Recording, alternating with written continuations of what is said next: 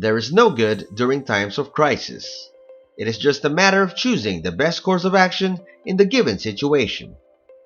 In light of the Russian invasion of Ukraine, is crypto good or bad?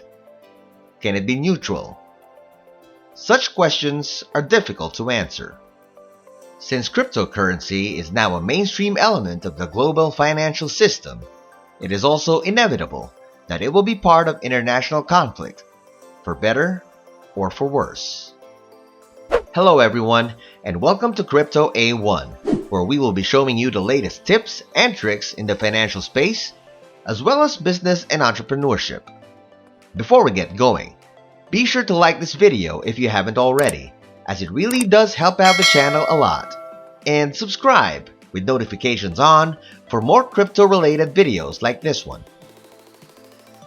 First and foremost, I just want to say that our hearts are with the Ukrainian people today. There has been a wave of measures released by governments across the globe to punish Russia for its invasion of Ukraine. And experts warn that Russia will almost certainly turn to cryptocurrency to evade sanctions, even if it proves only marginally successful. The Director of Policy and Regulatory Affairs at Elliptic, David Carlisle, noted recently in a post that when countries are under heavy sanctions, they become desperate, warning that Russia will undoubtedly make an effort to use crypto in order to lessen the impact of sanctions.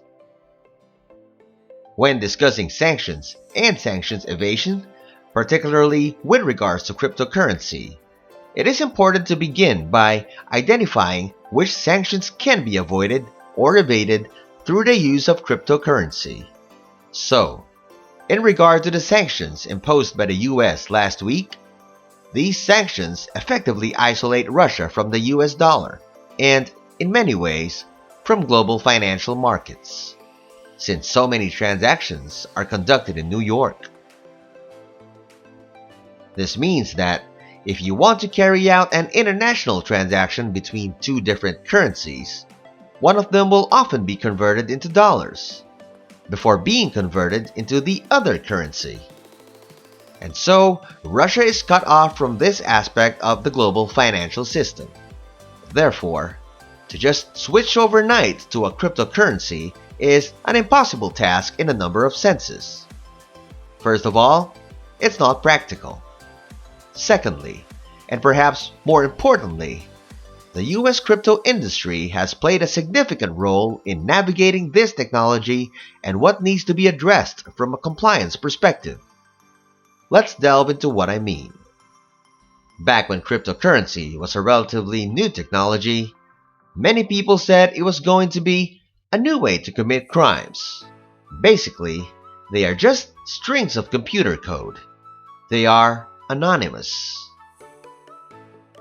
But the US crypto industry really showed great action, developing tools and methods of monitoring, at least within the United States and on public blockchains like Bitcoin, where this money is, where is it going? Exactly how is this currency being used, and what is it being used for?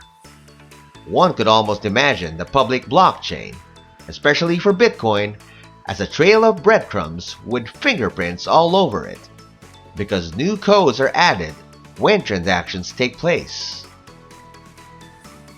Since many cryptocurrencies store their transactions on public blockchains, the traceability of illicit transactions would pose another challenge to large-scale sanctions evasion. We've seen that in the past with sanctions. You've got examples where wallet addresses have been named as sanctioned entities, said Caroline Malcolm, Head of International Policy at blockchain analytics company Chainalysis.